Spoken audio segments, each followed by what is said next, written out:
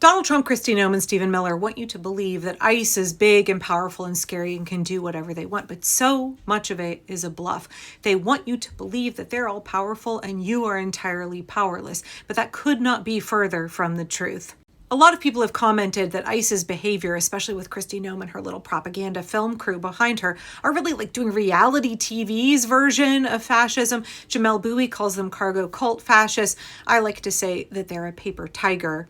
All of the posturing and blustering as if they're all big and powerful and can do whatever they want, but like don't look under the surface. ICE wants you to think they've got it hung to their knees, but they've just got a big old stinky rolled up gym sock in their trousers, right? That's essentially what's happening here. Earlier today in the Indivisible What's the Plan call, normally there's this question and answer period where Indivisible members drop their questions in the chat, and whichever ones get the most upvotes, Ezra and Leah, the co-founders of Indivisible, they work their way through those most upvoted questions as long as the call lasts. But one of the questions today was actually more of a comment, and I think it was meant as an encouragement, but I heard it and I was like, oh, this is a great fact check, right? The regime tries to manipulate our feelings. We are constantly having to remind ourselves that feelings are not facts.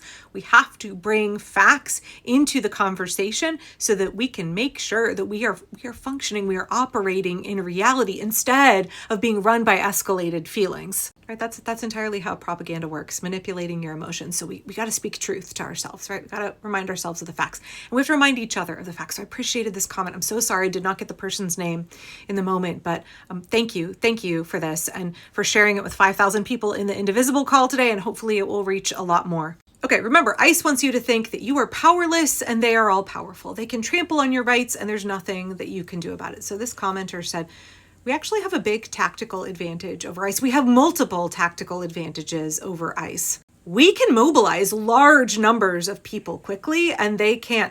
The ICE Out for Good protests that have been happening over the last few days, Indivisible put out the call, and in 48 hours, there were 1,200 registered protests.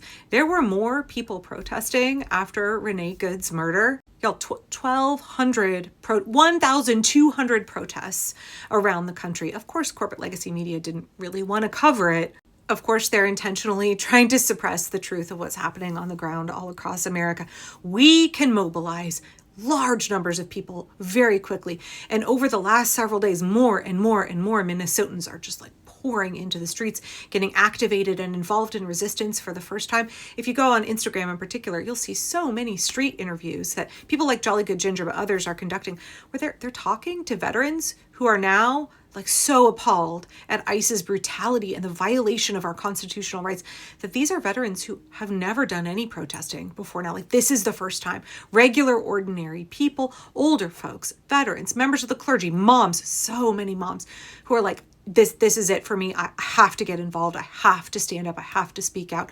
What happened to Renee Good, what is happening in Minnesota is causing more and more people very quickly to take to the streets and to get involved in grassroots resistance. But ICE, they're just a bunch of chicken shit bullies. And also they don't have the numbers. Y'all, there's 340 million of us. There's fewer than 3,000 ICE agents. It seems really big and overwhelming in Minnesota right now because there's a couple of thousand out of control goons with firearms who are intent on trampling your rights, right? It feels really big and really scary, but there aren't that many of them. They've had to pull large numbers of ICE agents off the southern border from southern states to put them in Minnesota. It's clumsily done and slowly rolled out and relies on them weakening their position literally everywhere else across the country to pull off one of these reality TV show, authoritarian, oppressive crackdowns in one city.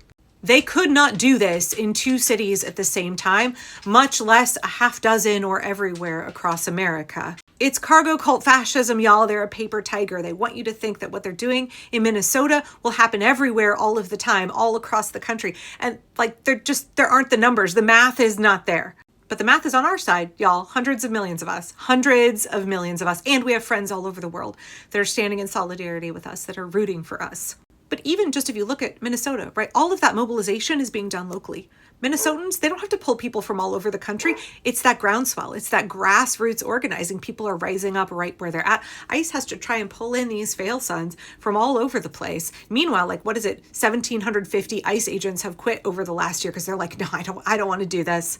Okay, the second way that we are far more powerful than ICE, we have discipline and they are out of control. I think this is one of the most important things for us to remember. They are violent, indiscriminate, unstrategic, they escalate, they are panicky, they're full of anxiety, they don't know what they're doing, they are out of control.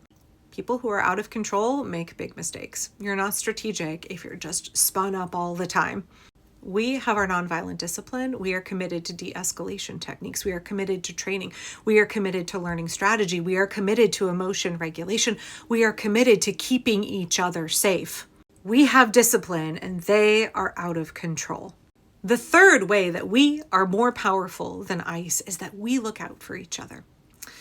We are neighbors looking out for neighbors. We are citizens looking out for immigrants. We are moms looking out for everybody, right? We are veterans and pastors who are looking out for their community members.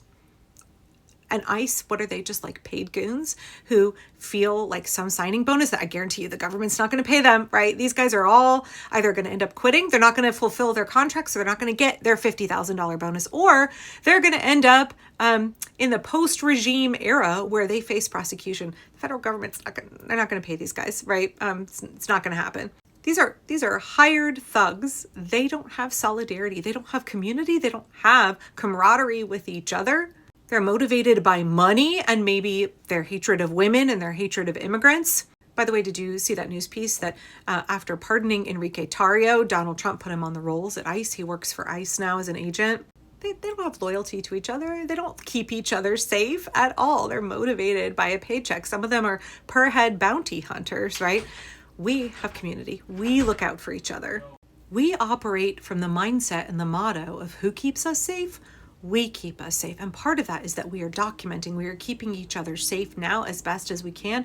And we are documenting, we are filming everything so that we can make sure that we get justice for our neighbors in the time to come. We have whistle brigades. We're feeding each other. We're making sure that immigrants who are detained, that their families get their rent paid. We are making sure that we take care of each other in this moment. We are building community. We are engaged in mutual aid. Those are strengths that, like, y'all, we cannot forget how much power there is in the reality that we are looking out for each other. We can mobilize people quickly in large numbers. We have the numbers on our side. We are disciplined and they are entirely out of control, which makes them prone to mistakes. We keep each other safe. We look out for each other. We are building community. We are building connections every time we have to defend against ICE. Those are just 3 ways that we have significant tactical advantages over ICE. It's early days yet, and we already have 3 ways that we are far more powerful than they are. So what else is there? What are the other ways that we're more powerful than ICE? Because we are going to be successful against them in so many ways. It is about us checking the facts and reminding ourselves of the truth of the situation. Oh, I thought of another one. We're defending our liberty, and they're just hired thugs, right? We have justice and truth, the future of our country, our very lives on the line. And they're just doing it for a paycheck. We have so much more invested.